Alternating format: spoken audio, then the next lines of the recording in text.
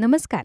राजकीय कथा मीडिया या यूट्यूब चॅनलमध्ये आपल्या सर्वांचं स्वागत आहे. आज आपण पुणे जिल्ह्यातल्या जुन्नर विधानसभा मतदारसंघातील 1951 ते 2024 पर्यंत झालेल्या विधानसभा निवडणुकींचा राजकीय इतिहास पाहणार आहोत. 1951 साली काँग्रेस पक्षातून दत्तात्रय अमृतराव ढोबळे यांना 10,007 इतकी मतं मिळाली आणि ढोबळे मतदारसंघाचे पहिले लोकनियुक्त आमदार झाले. 1957 साली प्रजा समाजवादी पक्षातून शिवाजी महादेव काळे यांना 18,135 इतकी मतं मिळाली होती. 1962 साली प्रजा समाजवादी पक्षातून विठ्ठलराव नारायण आवटे यांना 17,826 इतकी मतं मिळाली आणि आवटे आमदार झाले. याच निवडणुकीत शेतकरी कामगार पक्षाचे उमेदवार श्रीकृष्णराव मुंडे हे 1978 साली झालेल्या निवडणुकीत काँग्रेस पक्षातून आमदार झाले. 1967 साली काँग्रेस पक्षातून D.R. काकडे यांना 18,486 इतकी मतं मिळाली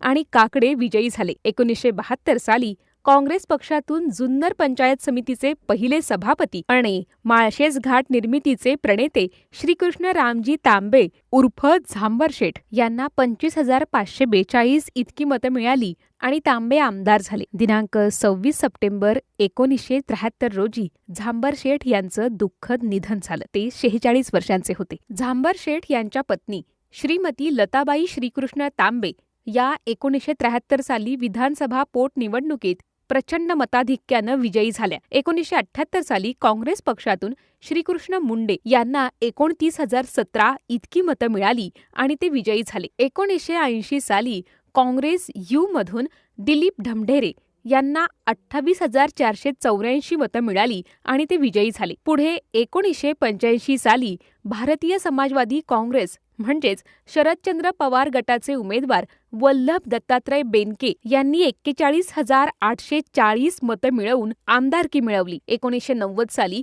काँग्रेस पक्षातून वल्लभ दत्तात्रय बेनके यांना 37,953 मतं मिळाली आणि ते विजयी झाले. 1995 साली शिवसेना पक्षातून बाळासाहेब दांगट यांना 59,552 मतं मिळाली आणि बाळासाहेब सेनेचे आमदार झाले. 1999 साली शिवसेना पक्षातून बाळासाहेब दांगट यांना 52,284 मतं मिळाली आणि ते पुन्हा आमदार झाले. 2004 साली राष्ट्रवादी काँग्रेस पक्षामधून वल्लभ दत्तात्रय बेनके यांना 73,545 मतं मिळाली आणि बेनके आमदार झाले. पुढे 2009 साली राष्ट्रवादी काँग्रेस पक्षामधून वल्लभ दत्तात्रय बेनके यांना 78,978 इतकी मतं मिळाली. 2014 साली मनसे पक्षातून शरद भीमाजी सोनवणे यांना 60,073 इतकी